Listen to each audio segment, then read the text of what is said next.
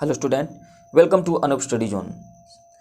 हम लोग पढ़ रहे हैं UP triple S C PET के लिए हिस्ट्री इतिहास, और उसके अंतर्गत हम लोगों ने इससे पहले 3 क्लास देखा है, जिसमें हम लोगों ने देखा कि किस तरह से मुग़ल साम्राज्य का पतन होता है और किस तरह से यूरोपीय जो शक्तियाँ होती है व्यापार करने के उद्देश्य से आती हैं और यहाँ पर राजनीतिक हस्तक्षेप करती हैं, और मुग़ल साम्राज्य का पतन होने के बाद किस तरह से वो भारत में अपना दबदबा बनाती हैं। प्लासी का युद्ध हम लोगों ने इससे पहले देखा।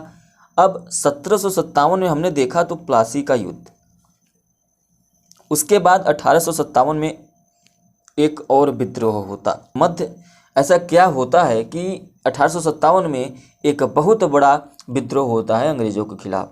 तो हमने आपको बताया कि किस तरह से यूरोपीय जो हैं भारत में आते हैं, और पुर्तगाली आते हैं, ब्रिटिश आते हैं, फ्रांस आता है, डेन आता है, स्वीडिश आता है, तो ये सभी लोग आते हैं। उसके बाद लेकिन सबसे जो शक्तिशाली होता है वो होता है अंग्रेज, और अंग्रेज की जो रणनीति होती है वो बहुत ही भयानक होती है। वहाँ पे जो अर्थव्यवस्था रहती है भारत की वो छिन्न भिन्न हो जाती है, क्योंकि उनका उद्देश्य ही होता है भारत को लूटना और धन कमाना, अधिक से अधिक धन की प्राप्ति। भारत के अन्य क्षेत्रों में जहाँ जहाँ पर भी अंग्रेजों का फैक्ट्रियाँ थी या उनका जहाँ जहाँ पर भी केंद्र था, वो क्या करते हैं, भारत को क्या करते हैं, औपनिवेशिक राज्य बन जाता है अंग्रेजों का भारत। अब इसके बाद बीच बीच में कहीं ना कहीं जहाँ पर ज़्यादा से ज़्यादा राजस्व वसूले जा रहे हों, जहाँ पर किसानों को परेशानी हो रही होती है, ज़मींदारों को परेशानी होती रहती है, तो वैसे सिचुएशन में क्या होता है कि विद्रोह होना शुरू हो जाता है। और उसके संदर्भ में कुछ विद्रोह होते हैं इन 100 सालों के अंदर।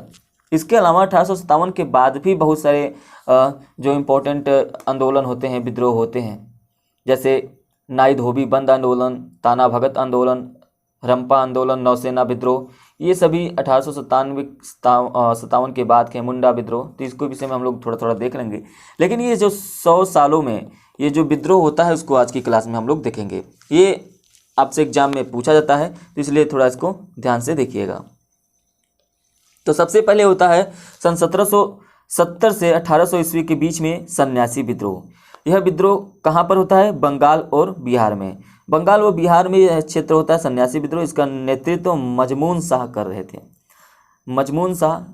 थे। ये आप इसमें क्या क्या याद रख सकते हैं कि सन्यासी विद्रोह का क्षेत्र मतलब वो कहाँ पर हुआ, और उसके अलावा इसका नेतृत्व कौन कर रहा था।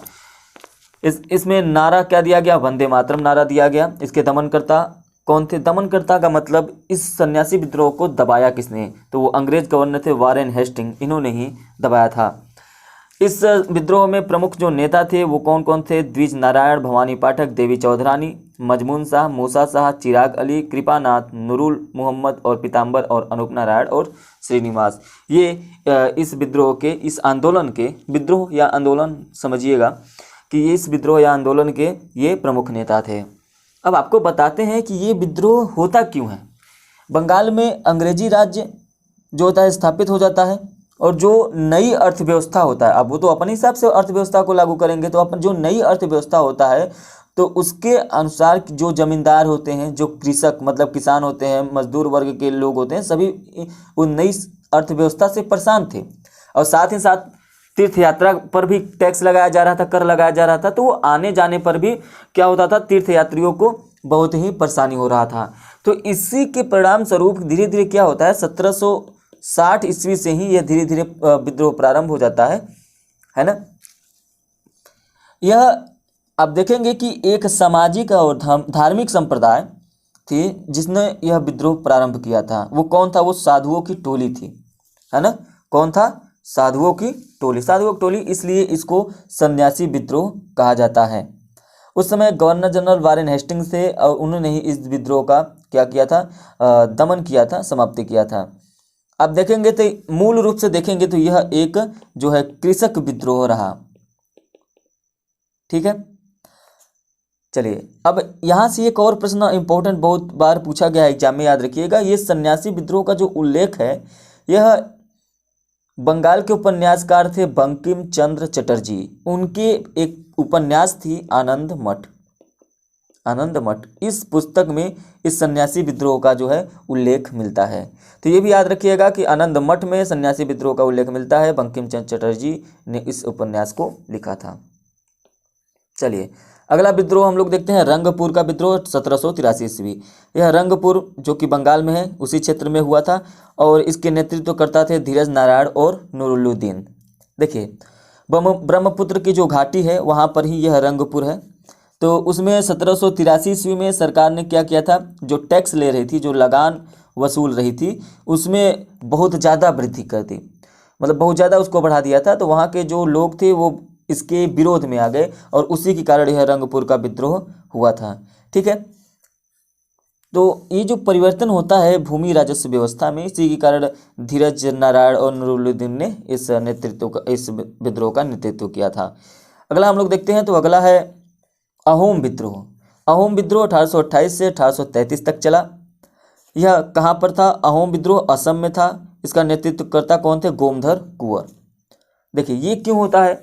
असम में जो एक अभिजात्य वर्ग के व्यक्ति थे, ये अभिजात्य, यह एग्जाम में पूछा गया है तो उसको याद रखिएगा, अभिजात्य वर्ग के व्यक्ति थे। 1824 में क्या होता है कि बर्मा युद्ध होता है, बर्मा जिसे हम लोग म्यांमार कहते हैं, तो उसके लिए युद्ध होता है वहाँ पर। और वहाँ पर जो गई सेना जाती है तो वो कहा जाता है कि जब युद्ध हो जाएगा तो उस सेना को आपको वापस लौटाया जाएगा, इसका आश्वासन दिया जाता है अंग्रेजों के द्वारा। लेकिन बाद में क्या होता है, उसे पूरा नहीं किया जाता है। और साथ ही जब अंग्रेजों ने ये भी किया कि जब लौटाया भी नहीं जाता है और उसके बाद अहोम पर वो क्या करते हैं, वो अहोम प्रदेश को ब्रिटिश साम्राज्य में सम्मिलित करने का भी प्रयास करते हैं। तो क्या होता है, अहोमों ने विद्रोह कर दिया। 1828 में गोमधर कुंवर ने रंगपुर पर चढ़ाई कर दी। अब इन्होंने क्या किया, रंगपुर पर चढ़ाई कर दी, लेकिन वहाँ पर वो असफल रहे और सरकार ने क्या किया, उसे गिरफ्तार कर लिया। 1830 में रूपचंद्र कुनार थे, उनको फिर राजा बनाया गया। ठीक है, उसके बाद आगे चल के देखेंगे तो 1833 में कंपनी ने उत्तरी असम महाराज पुरंदर सिंह को दे दिया और उसके बाद अहोम विद्रोह समाप्त हो गया। अगला देखते हैं, अगला है वहाबी आंदोलन। वहाबी आंदोलन 1820 से 1888 तक चला। किस क्षेत्र में यह आंदोलन हुआ? बिहार और बंगाल में। इसके नेतृत्वकर्ता थे सैयद अहमद बरेलवी। बरेलवी का मतलब जो रायबरेली है उसको वहाँ के लोगों को बरेलवी कहा जाता है, लेकिन इसका जो प्रमुख केंद्र था वो पटना था, बिहार में। ठीक है, देखिए ये जो था, इसको क्या था, जो काफिरों का देश था, जिसे इस्लाम में दार उल हर्ब कहा जाता है, काफिरों के देश से इस्लाम का देश में बदलना। तो ये एक सांप्रदायिक थी, यह एक सांप्रदायिक आंदोलन था, इसलिए इसका राष्ट्रीय महत्व नहीं होता है, लेकिन एग्जाम में पूछा गया इसलिए हमने इसको यहाँ पे लिखा गया है। राष्ट्रीय आंदोलन का इसको धारण नहीं मिल सका क्योंकि यह सिर्फ और सिर्फ क्या था, मुस्लिमों के देश में बदलना, इस्लाम का देश में बदलना काफिरों के देश को। तो इस तरह से यह इसकी जो छवि रही वो राष्ट्रीय आंदोलन का स्वरूप धारण ही नहीं कर सकी। चलिए अगला विद्रोह देखते हैं, फराजी या फरैजी विद्रोह। यह 1838 से 1857 तक चला। यह बंगाल में यह विद्रोह हुआ, उसके नेतृत्व करता थे दादू मियाँ। ठीक है, चलिए देखिए इसका उद्देश्य क्या था, आपको बता दें कि यह मुस्लिम समाज से जो कुरीतियाँ चल रही थी, प्रचलित कुरीतियाँ थी, उसको दूर करना। ठीक है, फराजी विद्रोह सामाजिक, धार्मिक और राजनीतिक परिवर्तन के समर्थक थे।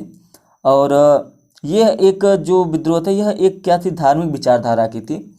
मतलब कि ये कि जो अल्लाह होते थे उनके हुक्म को मानने वाला बंगाल के फरीदपुर जिले के मुस्लिमों का एक संप्रदाय था।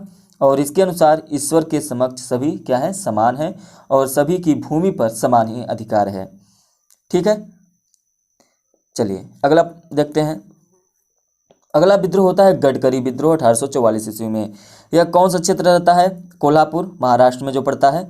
और इसके नेतृत्व करते हैं दाजी कृष्ण पंडित। ब्रिटिश सरकार जो थी उसके द्वारा भू राजस्व में क्या कर दी जाती है, बहुत ज़्यादा वृद्धि कर दी जाती है। और बेरोजगारी के प्रश्न पर गडकरियों ने क्या कर दिया, विरोध कर दिया। देखिए विद्रोह कर दिया। देखिए क्या होता है कि जो उस समय राजस्व वसूली जाती थी उसमें बढ़ोतरी हो गई और ऊपर से क्या हो रही थी, बेरोजगारी भी उत्पन्न हो रही थी।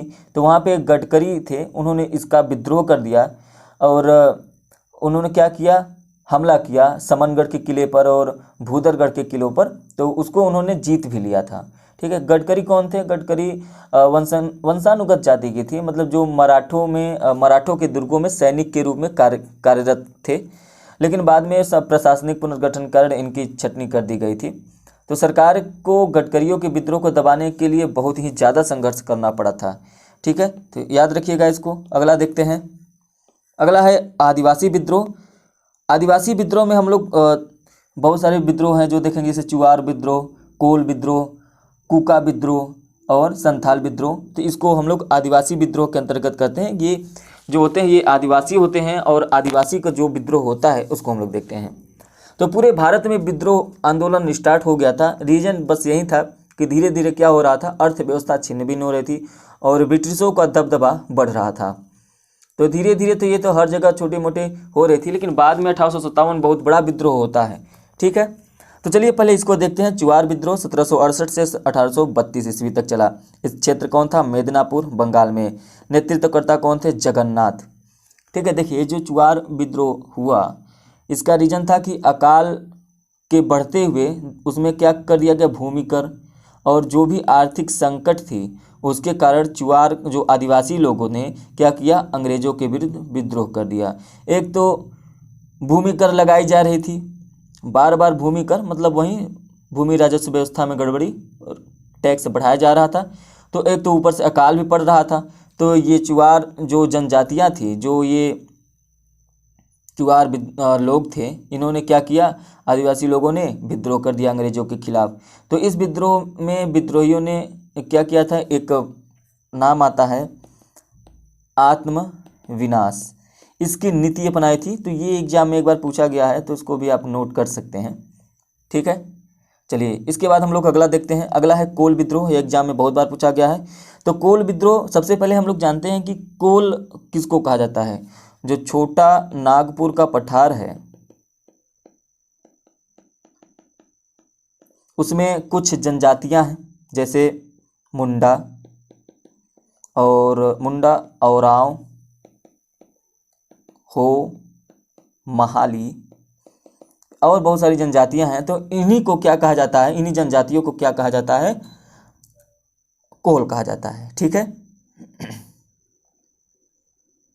अब हम लोग आगे देखेंगे। अब पहले इसको देखते हैं कोल विद्रोह होता क्यों है। पहले ये जो सोनपुरा था परगना, नागपुर का क्षेत्र था, छोटा नागपुर का, झारखंड में है छोटा नागपुर का पठार, सिंहभूम के निकट सोनपुरा परगना, यही क्षेत्र से प्रभावित हुआ था। नेतृत्व कौन कर रहा था? बुद्धो भगत और या तो गंगा नारायण। कोल विद्रोह जो था हुआ था, कोल क्या थे, अंग्रेजों से ना खुश थे, वो खुश नहीं थे। क्यों नहीं खुश थे? क्योंकि अंग्रेजों ने उनके दुर्ग तोड़ दिए और इन आदिवासियों के जो मुखिया थे मुंडो, उनसे उनकी भूमि छीनकर किसको दे दिया, मुसलमानों को दे दिया और सिखों को दे दिया। जो मुसलमान और सिख किसान थे उनको दे दिया गया। तो इससे क्या हुआ कि कोल जो थे वो बेकारी की समस्या बढ़ गई। ठीक है, यह विद्रोह कहाँ कहाँ पर प्रभावित हुआ? बहुत देखिए, ये विद्रोह जब हुआ था तो रांची में, सिंहभूमि, हजारीबाग, पालामाऊ, मानभूम के जो पश्चिमी क्षेत्र हैं इन सभी जगहों पर फैल गया था।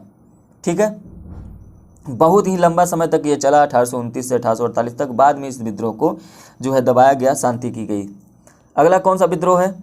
अगला विद्रोह है कुका विद्रोह। कुका विद्रोह 1860 से 1870 ईस्वी तक चला। कुका विद्रोह का क्षेत्र कौन सा? पश्चिमी पंजाब था और नेतृत्वकर्ता कौन थे? भगत जवाहरमल सियान साहिब और उनके कुछ शिष्य थे बालक सिंह। इन बालक सिंह को याद रखिएगा, इनकी क्या होती है, मृत्यु हो जाती है।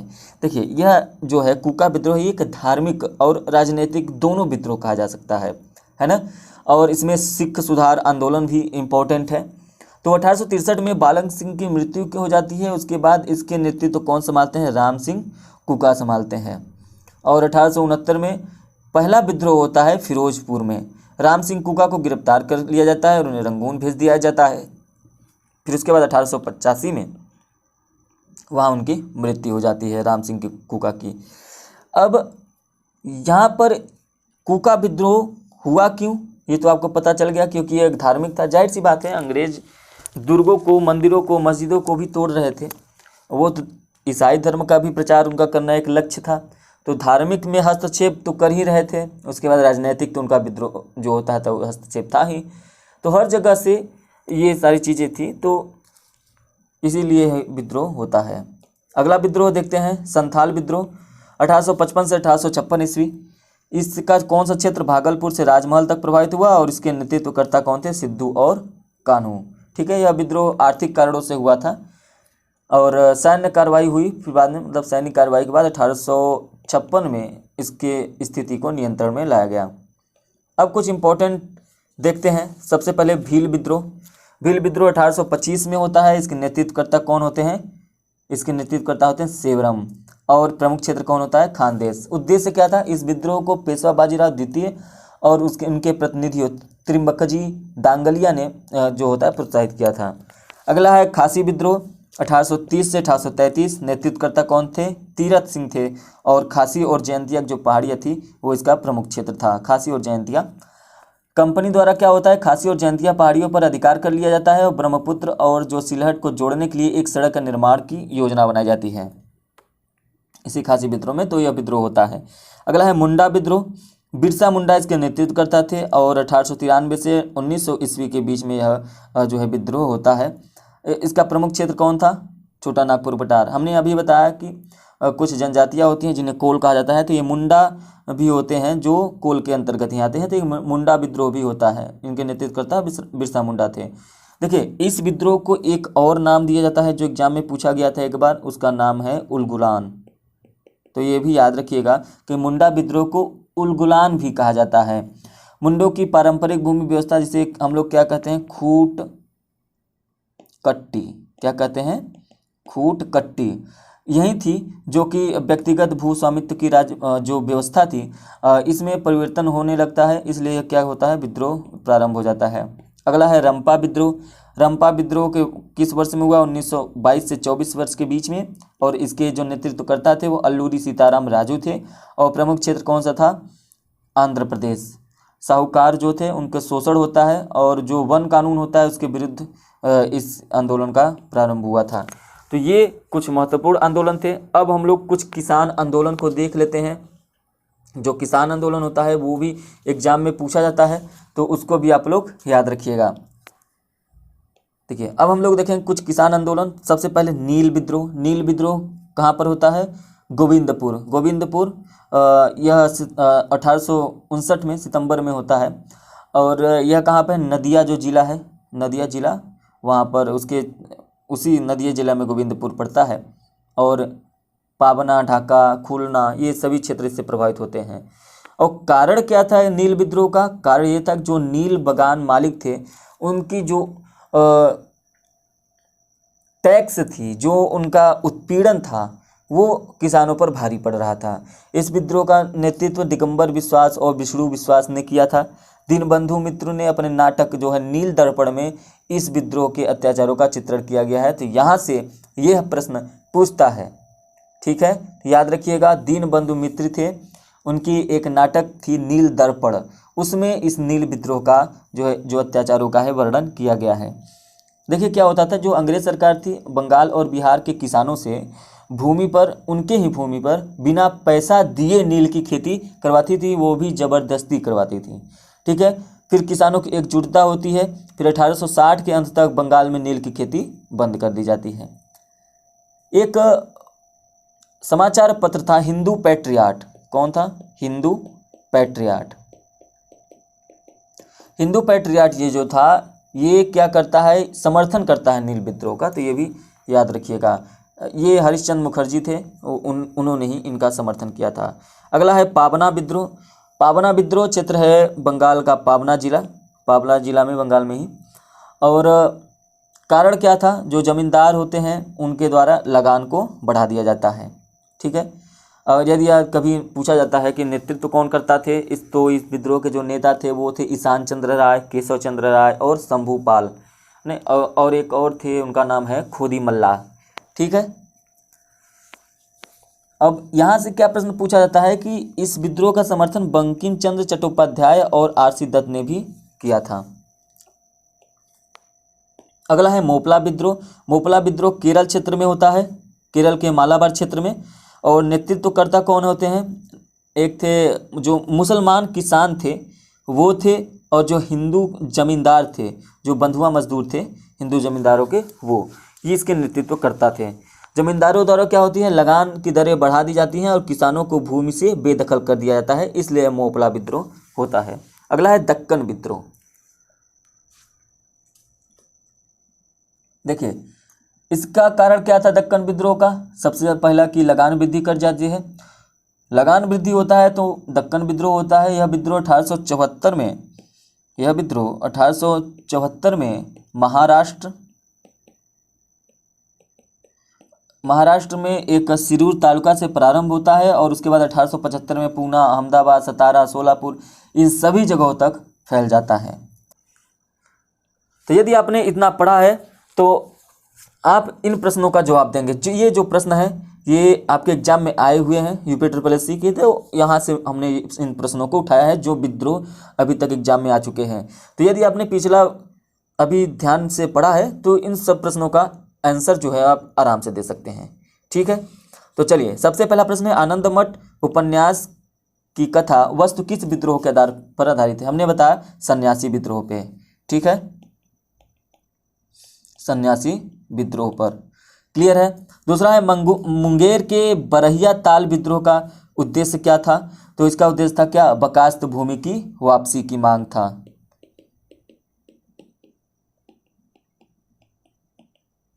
वापसी की मांग हो रही थी। फराजी मूलतः कौन थे? फराजी मूलतः कौन थे? ये कौन थे? ये हाजी शरीअतुल्लाह के अनुयायी थे। किसके? शरीअतुल्लाह, इनके अनुयायी थे। गडकरी विद्रोह का प्रमुख केंद्र कहाँ था? तो गडकरी केंद्र कहाँ पर था? कोल्हापुर में था। क्लियर है। उसके बाद वहोरा विद्रोह कहाँ हुआ था? वहोरा विद्रोह कहाँ हुआ था? वहोरा विद्रोह हुआ था बड़ौदा में।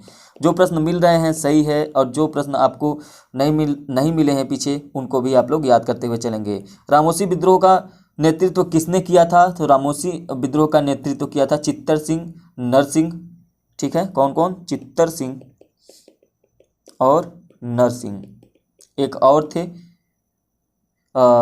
तो वो ज़्यादा इंपॉर्टेंट नहीं है, तो उनको याद नहीं रखना है। चित्तर सिंह और नरसिंह दो नाम पूछे जाते हैं।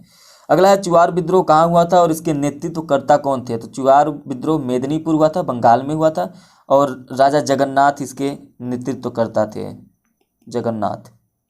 ठीक है। अगला है अहोम जनजाति का नेता कौन था? तो अहोम जनजाति का नेता कौन था? गोमधर कुंवर। गोमधर कुंवर। ठीक है, आगे देखते हैं। मणिपुर के कुका विद्रोह का क्या कारण था? तो मणिपुर के कुका विद्रोह का कारण क्या था? बिना मजदूरी के सामान ढो रहे थे। तो कुल मिलाकर उसे बिना मजदूरी के सामान ढोने को क्या कहते हैं? पुथांग। क्या कहते हैं? पुथांग। जो पुथांग लिया जाता था, मतलब बिना मजदूरी के ही सामान ढोया जाता था, काम कराया जाता था, उसका मजदूरी नहीं मिलता था। अगला है संथाल विद्रोह का नेतृत्व किसने किया था? तो संथाल विद्रोह का नेतृत्व सिद्धू और कान्हू ने किया था।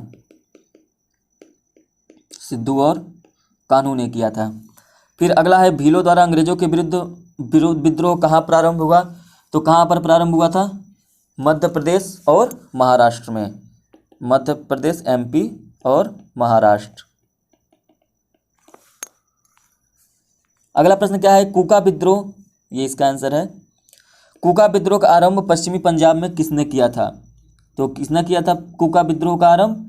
भगत जवाहर मल ने 1840 में। भगत जवाहर मल 1840 में किया था। अगला प्रश्न क्या है? कोल विद्रोह का नेतृत्व किसने किया था? बुद्धो भगत ने किया था। बुद्धो भगत ने कब किया था? 1831 में। अगला है उलगुलान विद्रोह किस विद्रोह को कहा जाता है? जैसा कि हमने अभी बताया कि उलगुलान विद्रोह जो है मुंडा विद्रोह को कहा जाता है। ठीक है। अगला है हौज विद्रोह कहाँ हुआ था? तो हौज विद्रोह कहाँ पर हुआ था? संथाल, झारखंड जहाँ पर है। क्लियर है।